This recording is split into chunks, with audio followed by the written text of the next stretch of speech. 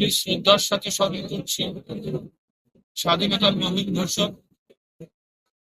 বহুদলীয় কর্তা শহীদ রাষ্ট্রপতি রহমানকে। আজকে তিনি শাহাদাত বরণ করেছিলেন চিটাগাং এর সার্কিট হাউসে। এর ষড়যন্ত্রের কথা আপনারা সবাই জানেন।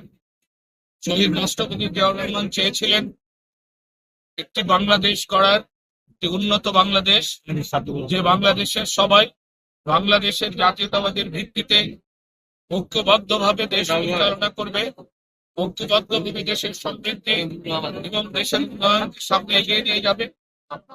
আজকে শহীদ রাষ্ট্রপতি জিয়াউর রহমানের 44তম শাহাদাত বার্ষিকীতে ইসলামী বিশ্ববিদ্যালয়ে বিভিন্ন ধরনের প্রোগ্রাম কর্মসূচির আয়োজন হচ্ছে, যা পরবর্তীতে আমাদের কনভেনার আপনাদেরকে জানাবেন। সেই অংশ হিসেবে আমরা প্রথমে র্যালি করব।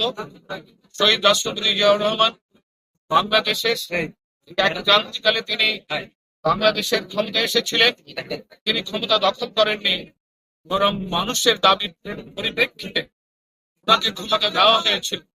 শহীদ রাষ্ট্রপতি জিয়াউর রহমান চেয়েছিলেন একটি ইসলাম বিশ্ববিদ্যালয়, এই বিশ্ববিদ্যালয়ে আধুনিক শিক্ষা এবং এই ইসলামিক শিক্ষার একটি সমন্বয় সাধিত হবে। আমরা মনে করি যে আগামী এই যে আজকে যে জুলাই পরবর্তী যে অবস্থা, সেই অবস্থায় শহীদ জিয়াউর রহমানের স্বপ্নের বিশ্ববিদ্যালয় আমরা প্রতিষ্ঠা করতে পারবো। শহীদ রাষ্ট্রপতি জিয়াউর রহমানের যে স্বপ্ন বহুদলীয় গণতন্ত্র, সেই বহুদলীয় গণতন্ত্র বাংলাদেশে সবাই ঐক্যবদ্ধভাবে প্রতিষ্ঠা করতে পারবে, এই আমাদের প্রত্যাশা। এই বলেই শেষ করছি।